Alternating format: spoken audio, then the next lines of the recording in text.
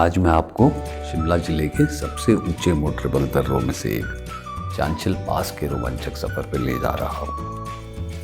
इस यात्रा की शुरुआत हमने कुफरी से की। जैसे ही दोस्तों से मिले और गाड़ी में बैठे, ऐसा महसूस हुआ जैसे परिंदों को पंख लग गए हों। एक आज़ादी का एहसास, एक नया सफ़र हमेशा नए रोमांच से भरा होता है।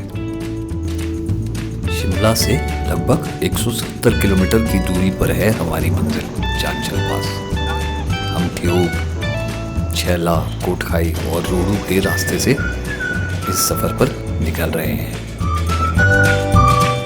ये सफ़र हमारे आसपास के सेबों के बगीचे और घने जंगलों के बीच से गुजर रहा है, जहाँ हर मोड़ पर एक नया दृश्य और एक नया एहसास का अनुभव हो रहा है।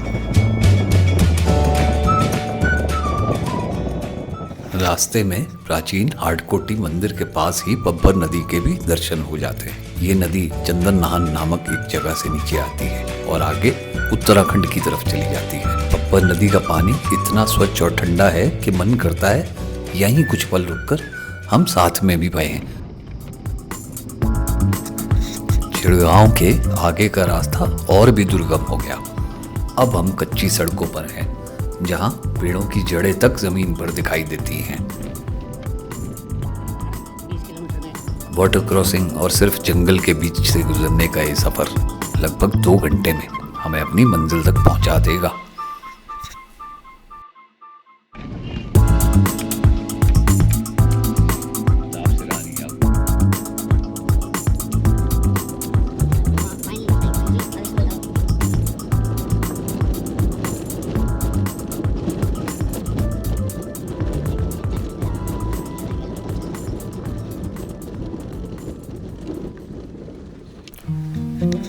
और ये है चांचल पास, शिमला जिले का सबसे ऊंचा मोटरेबल पास। ऊंचाई 14,830 फीट। एक तरफ किन्नौर के ऊंचे पहाड़ और दूसरी तरफ उत्तराखंड के ग्लेशियर।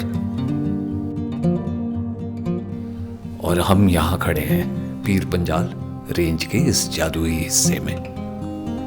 यहाँ पहुंचने पर ऐसा लगा जैसे स्वर्ग का दरवाजा खुल गया हो। स्कीइंग के लिए उपयुक्त माने जाने वाला ये पास वाकई जादुई है। ऐसा लगता है कि वापस जाने का मन ही नहीं करता। पर यहाँ की तेज हवाएं और कठिन मौसम के कारण यहाँ कैंप करना मुश्किल है।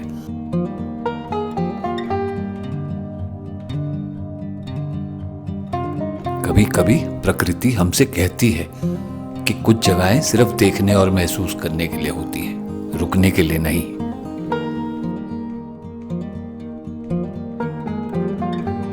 पहाड़ों की शान और प्रकृति की भव्यता का साक्षी बन गए हम लोग। और फिर आ गया वापसी का समय, लेकिन दिल में ढेर सारी यादें लिए हुए।